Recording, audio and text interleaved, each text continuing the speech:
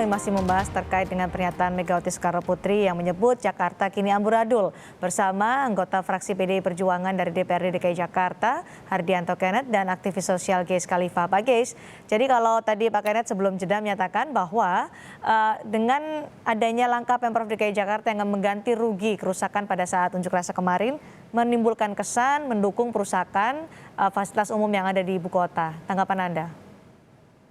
Semua asumsi itu harus punya data. Bagaimana mungkin seorang pemimpin menyukai kerusakan yang dilakukan atas hasil kerjanya? Nggak mungkin itu. Itu sebuah logika yang tidak bisa dipertanggungjawabkan. Yang dilakukan adalah dia menyatakan akan segera memperbaiki halte-halte yang ada yang dibakar. Dia lakukan dan dalam 2 atau 3 hari haltenya sudah bisa berfungsi kembali, masyarakat bisa bekerja dengan normal lagi. Itu adalah sebuah langkah yang baik dari seorang pemimpin yang melakukan kerja secara fokus agar masyarakat tidak terganggu. Bahwa dia mendatangi pendemo, bahwa dia berdialog dengan pendemo, itu membuktikan pemerintah hadir di tengah itu, berdialog, mengawal hingga mereka pulang dengan baik, terjaga gitu. Dan itu biasa-biasa sekali, karena latar belakang Anies adalah aktivis mahasiswa. Dia menghadapi yang seperti itu, bukan sesuatu yang luar biasa, tidak. Dia bisa berdialog dengan siapa saja. Baik. Oke, Pak Kenneth. Yang kayak gitu jadi mengagetkan buat orang lain. Oke, Pak Kenneth, kalau tadi disebut itu seakan-akan menimbulkan kesan mendukung atau tidak mempermasalahkan perusakan, tidak berdasar kalau kata Pak Geis. Ya, saya kira Pak Geis ini dia hanya seorang pengamat ya. Saya tidak pengamat, ya. Pak. Saya bukan pengamat. Saya aktivis sosial dan pendukung Anies. Ya, dan saya tahu Pak Geis adalah pendukung Pak Anies. Saya tahu, jadi statement Anda nggak objektif. Jadi Pak, kita sampingkan dulu lah kita masalah partai ya. Ya. Saya dipilih oleh rakyat, Pak. Ya, pada saat dapil saya kebanjiran, saya melihat dari eksekutif dinas kerjanya nggak maksimal. Saya ini loh Pak, merasa sakit hati loh Pak. Merasa sakit hati, merasa marah. Saya ngeliat orang kebanjiran, ya, ada yang kebakaran. Kita bukan bicara sengaja dibakar, Pak. Kalau Bapak bicara seperti itu, saya kan hanya menanyakan dasarnya apa, kira-kira Pak Anies langsung bisa membuat satu gambaran angka untuk baik, Pak Kenneth. Apa namanya?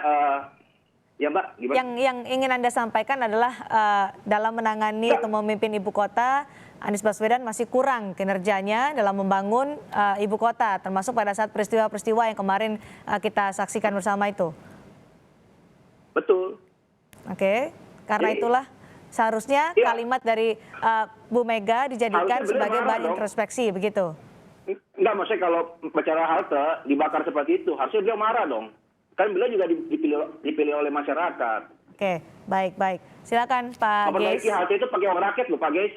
Bukan pakai kantong pribadi. Pak Geis, silakan. Ada uang saya juga di situ, ada uang Bapak juga di situ. Baik Pak Kenneth, saya berikan kesempatan untuk Pak Geis, silakan. Ya, inilah bedanya seorang yang berbicaranya secara teratur, tidak mengumbar kemarahan. Dia melakukan segala sesuatu itu dengan terkontrol, nada bicaranya itu santun, dia mengademkan, membuat masyarakatnya itu tidak semakin terkoyak. Gitu. Jadi ketika ada permasalahan di Jakarta ini selalu dia hadir, selalu dia katakan untuk warga itu bisa menerima segala perbedaan agar warga Jakarta lebih damai, lebih harmonis. Kalau yang ingin ditunjukkan kemarahan melulu, maka itu akan membias kepada hal-hal yang berbeda dari apa yang sedang dikerjakan. Pak Geis dan Pak Kenneth, kita di sini membicarakan terkait dengan kritikan atau yang dilontarkan oleh Ibu Mega terkait kondisi Jakarta yang dikatakan amburadul.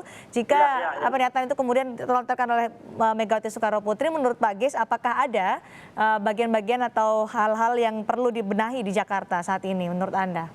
Banyak sekali yang perlu dibenahin. Satu gini, ya buat saya ya, Saya kembali lagi kepada persoalan tentang amburadul yang memang tidak punya konteks dengan hasil penelitian, udah nggak usah dibicarakan lah, karena memang itu tidak ada substansinya. Tapi kalau bicara Jakarta, dari zaman Foke, ke zaman Pak Jokowi, ke zaman Pak Ahok, sampai ke zaman Jarot dan Anies.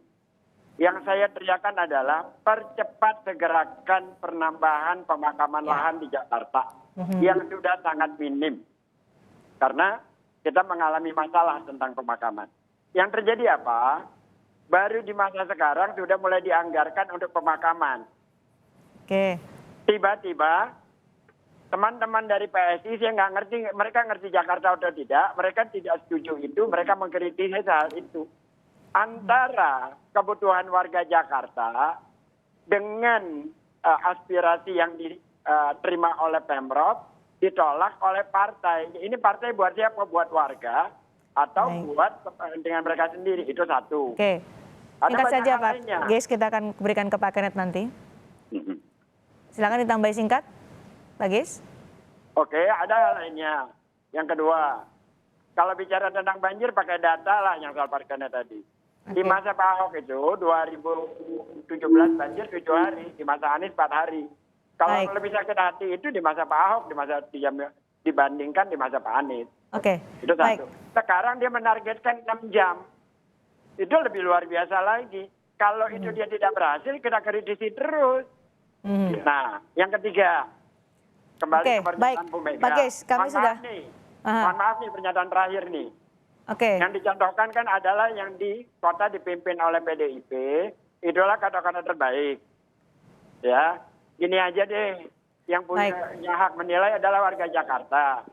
Oke. 2022, tolong adakan pilkada, nanti kita lihat. Baik, Pak Geis. Apakah yang dipilih oleh warga Jakarta? Di situlah evaluasi yang paling kita dapat poinnya. Sekarang ke Pak Kenneth, ada karena tadi disebutkan ini harus jadi bahan introspeksi, apa yang harus dibenahi menurut Anda di Jakarta? Ya, makasih Mbak. Saya setuju sih dengan statementnya Pak Geis mengenai pemakaman ya Pak Geis ya.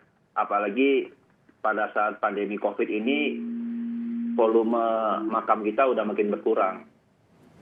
Ya, jadi kita butuh persiapan juga. Tapi kalau buat saya Pak Geis, ya, permasalahan yang paling krusial adalah sampah.